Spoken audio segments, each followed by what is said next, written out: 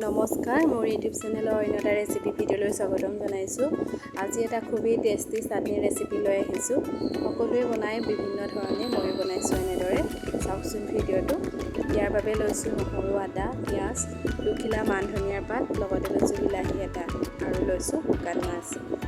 প্ৰথমে মই মাছখিনি অলপমান সময়ৰ বাবে গৰম পানীত তিয়াই ৰাখিছোঁ, কিয়নো ধূলি বালি পৰি থাকে, সেয়েহে এইখিনি ভালদৰে অকণমান সময় তিয়াই ৰাখি ধুই লৈছোঁ। গোটেই মাছখিনি মই ভালদৰে ধুই ল'লোঁ। ধুই এতিয়া এখন কেৰাহীত মই অকণমান সময়ৰ বাবে মাছখিনি সেকি ল'ম। ভালদৰে কেৰাহীখন গৰম কৰি লোৱা হৈছে। লোৱাৰ পাছত তাতে অলপমান সময়ৰ বাবে সেকি ল'ম।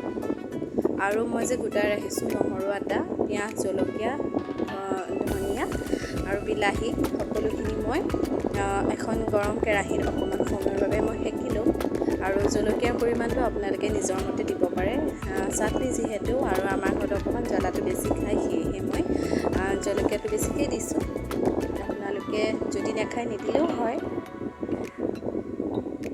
গোটেইখিনি মই অলপমান সময়ৰ বাবে সেকি লৈছোঁ।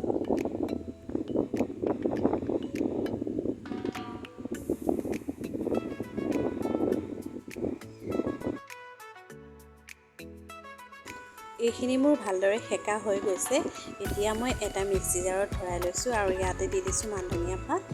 আৰু এইখিনি হৈ গ'ল, মোৰ এতিয়া চাটনি ৰেডি হৈ গ'ল। ইয়াতে সোৱাদ অনুসৰি নিমখ আৰু অকণমান কেঁচা মিঠাতেল দিছোঁ, ভাল লাগে মিঠাতেল দিলে। আৰু যদি মোৰ ভিডিঅ'টো চাই ভাল পালে প্লিজ লাইক, কমেণ্ট আৰু শ্বেয়াৰ কৰি দিব নাপাহৰিব, লগতে ছাবস্ক্ৰাইব কৰি দিব। আজিলৈ আহিছোঁ, ধন্যবাদ।